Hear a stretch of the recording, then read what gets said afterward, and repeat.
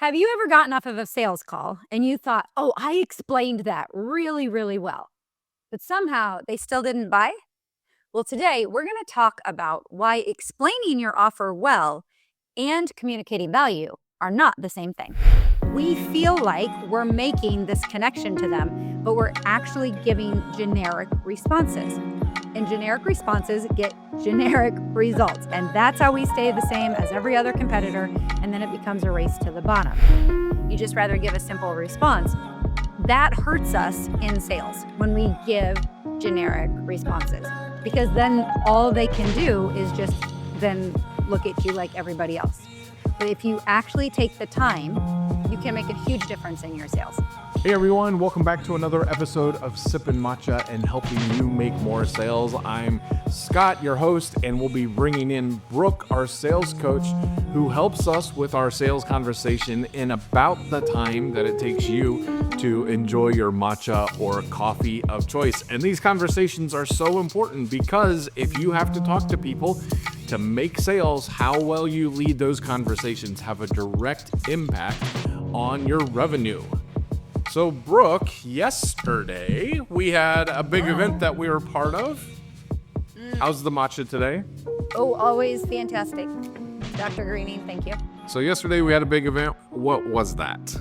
So we launched the Life Center. And so that is a nonprofit that we have started to help with, lead, champion, and it launched yesterday. So we have 7 counselors up and running and ready to go. We have 6 coaches up and running, 13 to be very soon. And so it's a way to be able to help those in the church, to help those in the community. And we offer counseling, coaching, and crisis care.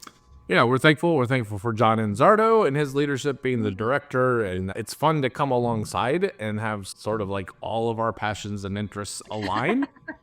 And then it's also a lot of greenings for the other involved. And we tend to try to make things happen and move things forward. Mm-hmm. Yeah, they call this a dynamic duo or something like that. I can't remember what our titles were, but yeah. And it's really neat, just on a side note, to see the passions that God has given us and being able to use that. So I have a master's in counseling, but I don't counsel, as we would say, very much. And then being certified through StoryBrand for the last 5 years as the director of coaching, I get to come in and bring both of those into play and help people think, okay, this is how people are perceiving things. This is what we need to do from our messaging side. And now we get to really help them go and improve their sales. And so it's really fun to have all those things tie together. Yeah. So last week, we're continuing our series through your service framework, and we started talking about verbalizing value and why that matters. And so this week, we're going to talk about what that actually sounds like when people try to do it and maybe do it well, or maybe don't so much. And so we're gonna talk through that. And just by way of review, last week we talked that verbalizing value means that we're connecting how we help as a business with the problem that our potential customer just shared. And so, Brooke, I think today you're going to help us know what that can or maybe shouldn't look like. Yeah, we're also going to talk about how accidentally we can stop doing that. It's really easy to think that we are verbalizing the value, that we are connecting it to the problem they just shared. But we're going to talk about today of how we pretty much don't do that on a regular basis and how to stop that and how to be able to change the way we're leading those sales conversations. All right, so you've got some examples and we'll lead us through that. What's the first example of how people attempt to do this or accidentally self-sabotage in communicating the value? Yeah. The very first example is we call this the feature dump. It's a very common term in sales, but basically it's just beginning to overwhelm them with all of the different options that you have and how you can be able to help. And we do that because we think we need to give them a lot of information to be able to make a decision. So an example on our side could be like someone tells me, hey, Brooke, our sales conversations feel inconsistent. A bad response would be like, oh, okay, well, I'm glad you told me. I'm happy to help. I can offer biweekly coaching. We do worksheets to help. We've got templates going on. I can help with role plays, accountability, listening to your calls, and just start listing all the things. And all of those things are like real things that we do and they sound helpful. Yeah, and they are useful, but none of them are actually answering the customer's question. Okay, so we just started sharing stuff and it may not be as relevant. What is the customer's question, at least in this example? Their question is, can you help me with inconsistent sales conversations? That's what they're saying. The features are always explaining your offer, but the value is explaining why the offer matters. So if I answer it and it's not actually the question they've asked, I'm not connecting that value at that point. All right, so what would maybe be a better way of framing some of this rather than just dumping all the features in that? Yeah, if someone said, hey, my team is really having inconsistent sales conversations and process, I would say, well, one of the things we want to be able to do is to create a repeatable framework for you so everyone is having better conversations, not just your strongest salesperson.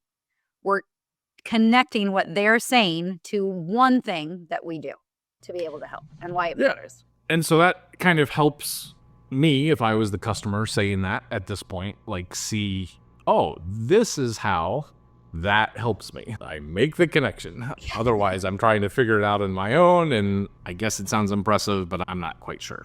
Yeah. And then also, and we've talked about this over and over again, but when you feature dump, when you list all of these things and they have to start doing the mental math, trying to figure out how it helps solve the problem they're thinking about, that actually starts to detract and devalue what you're offering. Because if there's anything that you're saying in their mind that they're thinking is not necessarily connected to that, or they don't necessarily want that, that is not helping you at that point. We think it's really helpful. Give them all of this and then they can choose what they want.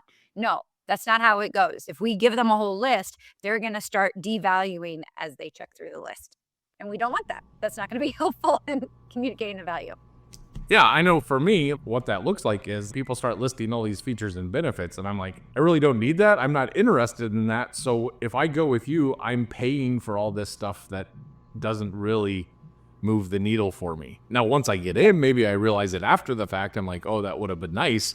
But that's where what you're saying helps us avoid people doing that. So yeah. And if I'm saying I'm giving them worksheets or whatever, we don't know enough at this point to even know what it is that they need or what they don't need. And they may be like, oh, but we already have all of those things.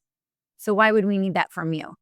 We play a really risky game when we start listing things that we think they might need, and we have zero clarification or confirmation that that's true. All right. What not to do? So, like, but I'm smiling while I say it. Now, what's the second example? No, it's really good. It's really helpful. It's so easy just to fall into that. And because we're excited about, we know how much value it brings. We know how helpful all of these different things and what a difference they can make. But that doesn't necessarily mean that your potential customer understands that yet, or maybe ever. No. So what's the second example? So the second one is called the credentials speech. So if someone says to me, hey, we're struggling in converting leads, I can say, oh, I've been doing this for 20 years. I've had over 90,000 sales conversations. I've worked with hundreds of clients and they've made hundreds of thousands of dollars. They've made millions of dollars. That's not helpful at that point. All those things are true. You have done that. You do have that experience. You have helped your clients make hundreds of thousands, millions of dollars, your employers and clients. What's the problem? The problem is it's completely disconnected from what they just said. And so credentials create credibility. That is true. That is important. But they're not creating the relevance. And that's where we need to make sure we're making those connections. So people care about our experience because how it helps them, not just because it exists. And with that, then again, how do we do this a little better? How could we frame this differently? So if someone was coming to me and they said, hey, we're having a really hard time converting our leads, as we're understanding the problem and understanding where they're at, one thing I could say is something that we can be able to help you with is that we can help you, and not just you, but the rest of your team, have more confidence and consistency in those sales conversations. Because it sounds like things are getting inconsistent, because if they're not converting, something's not going right either with their confidence or in their consistency. And we can look at that and pinpoint, see what it is, and put them in the right direction. That's where we start going back directly to what they're saying.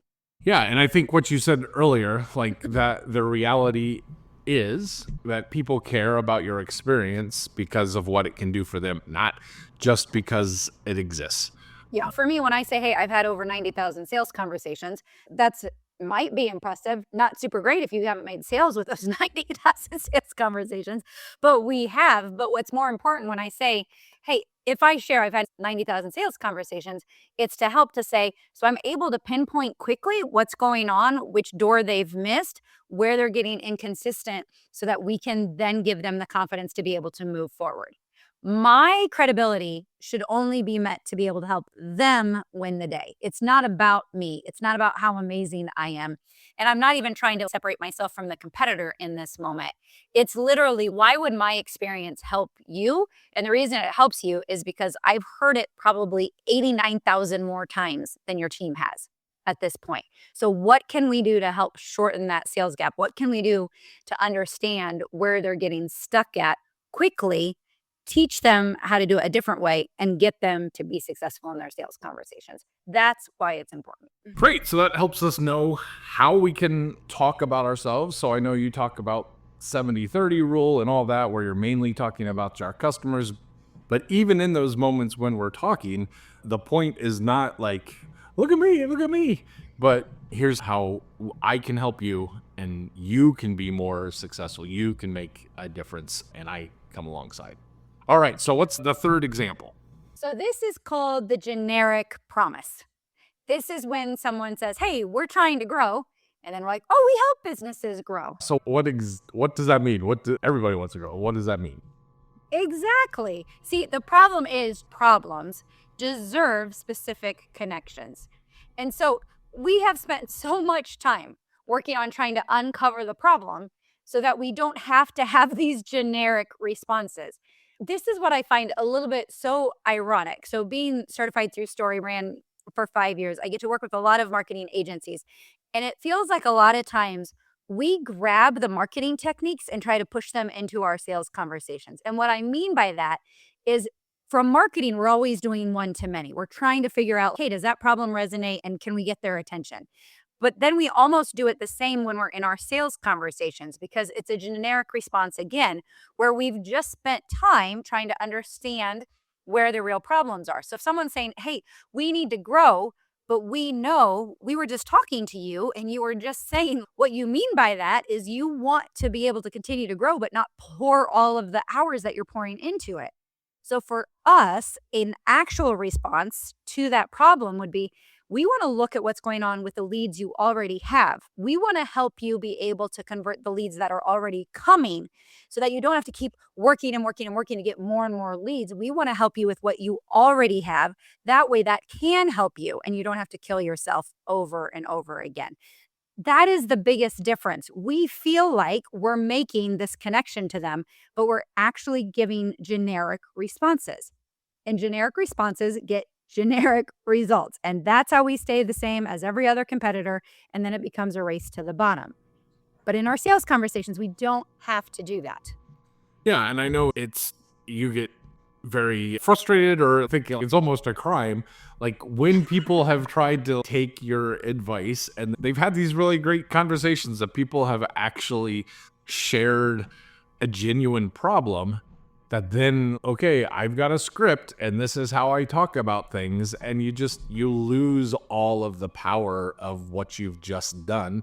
And if you're wondering what in the world we're talking about, go back to the previous set of 3 episodes that were there. We'll put the links in the show notes for you to find that conversation on recognizing the problem, because you don't want to settle for these generic, or we talked about acceptable problems that people start conversations with. Yeah. And when I'm working with my clients, what I love is, because we'll listen to a call and we'll stop and I'll say, okay, right there is where you gave a generic response. And then I can ask them, I'm like, what did you really want to say? And they'll tell you. They'll be like, what I really wanted to say is, I know they were struggling with this. And then I thought maybe we could bring this piece in to be able to give that support. And they were giving specific answers. But in the moment, it's just easier to give a simple response. It's almost like when you have a child and they're asking you, can we go outside? Can we go outside? Can we go outside? You're like, no, no, no. And you don't have time to go into all the details of why that's not a good idea, or it's raining, or we have to leave in 20 minutes. Like, you just don't want to spend that cognitive energy to do that. You just rather give a simple response. That hurts us in sales when we give generic responses, because then all they can do is just then look at you like everybody else. But if you actually take the time, you can make a huge difference in your sales. Great. And I think the listeners can also just, you can pray for us as we're coming into summer and know we're going to have that question 40 million times a day. So the joys of having school-age children. But all right, great. So we've got 3 examples. I think you've got another one. What's the next example? So the other example is the premature solution. That is, so you've got the generic one that we just talked about. That's not good. But the premature one is about the worst one that you can do, because, and this goes right into recognizing the problem. But if someone says, hey, we need more sales, then I can be like, oh, great. Then we are absolutely able to help generate more leads for you. That is a problem, though. Yeah. And when people do that to me, I'm like, really? Like, is that true though? Can you really do that? And the reality is they might not need more leads. If we just try to answer it quickly without actually understanding what the problem is, that's when we get in trouble. And again, that's when they can devalue, because they're like, that's not actually what I was talking about. And so it's easy to just jump the gun and just to give the solution before we've actually understood. Great. And again, they're closely related. We can't help but keep referring back. But how do we get to that problem? Like, why do we do that? What have we skipped? What did we miss? You cannot verbalize the value if you've skipped the discovery. If we've missed what the problem is that's driving and motivating them, there is no way that we can actually create value at that point. It doesn't matter. It doesn't even matter if it's free. They're not going to see it. They're not going to want to move forward. All right. So how could we reframe that? How could we do that a little better? Something you can ask is just asking another question before we dive into it, but just like, well, based on what you've shared, it sounds like probably the bigger challenge might be the converting the opportunities you're already getting, not necessarily needing more leads. Would you agree with that? And then we can go from there. Great. And then either there's more discussion or they agree and you move forward. So help us think through. We've given these 4 examples. What are some of the patterns that you see when people maybe could do this a little better or when they do it well? Yeah. So the biggest thing that you're going to look for, so when we're looking at the bad examples of verbalizing the value, that's when you're solely focused on the service, the process, or you as the provider. That's when we know we're going down the wrong trail. The good examples are when we're focused on the customer, on their problem, on the outcome they're going to have. That's how you know we're actually verbalizing the value. So you mean it's not just talking about I don't get to just have people think I'm amazing and talk about myself? No, not at first. We have to first understand why it's important to them and then why it would matter that they would work with us. These other things in regards to your credentials and different things like that, those can come into play. They do come into play, but not in this moment. All right. It's maybe a time for a little bit of self-reflection. People are thinking this. Yes. What were the options again? What people can think, which one fits me most? I want you to ask yourself, which one do you feel like resonates with you the most? The feature dumper, the credentials collector, the generic promiser, or the premature problem solver? Those are the 4 main ones, and think, okay, which one do I land in? And if you gulp and say, maybe all 4, what happens? You're not making sales. No, it's really easy. You're not alone in that. That's why they are common, because those are things that can happen pretty easily. But the best way that we can start to fix that and help you with that is to first recognize which one do you tend to lean into more, and then we can create the other side to help you be able to serve your customers and be able to verbalize the value in a way that's meaningful to your potential customer. All right, everybody. Brooke just asked us to think about how we're doing on these conversations. And this is a great time to remind you that Brooke has a sales conversation assessment where you can see how well you're doing on verbalizing the value, in addition to figuring out where you could maybe improve in all of the different areas of her service sales framework. And even if you're a sales all-star, there are still room for improvement and ways to figure it out. And I know that you'll find this assessment to be valuable for you. You can always reach it at buildingmomentum.info/assess. And so I encourage you to do that today and find out how well your sales conversations are going. All right, Brooke, we're going to spend the whole next episode. You've given a lot of examples, especially related to your type of work. Next time, we're going to go through like how people can do this and some of the underlying principles on how to do that. But what questions, what applications should people be thinking about today? So one reflection question I want you to ask yourself is, when I talk about my offer, am I making it easier for my customer to understand the path forward, or am I just giving them more information? That's the first question I want you to ask. And then I want you to ask, like, how are you beginning to make that connection? So the first one we're asking is, am I giving them a path forward? But then what we're going to talk about next week is, how can we actually do this with the information that they've shared and what you're able to help solve the problem with? How can we make that direct connection without being salesy or scripted, but that it's authentic to you? And more importantly, it resonates with your potential clients. So that's what we'll talk about next week. All right, we'll look forward to that. We'll remind everybody that the way that you don't miss next week's episode is to subscribe, to follow, to like, to comment. We love it when you leave a review, when you let us know what's going well, when you comment. We would love to read some of those reviews and give you a shout out. If you do that, we'd be happy to include you on the podcast in that manner. You can find all the links to find us on the podcasting platforms and YouTube and all of that at buildingmomentum.info/matcha. And so until next week, we hope you have a great time enjoying your matcha and making more sales. Bye-bye.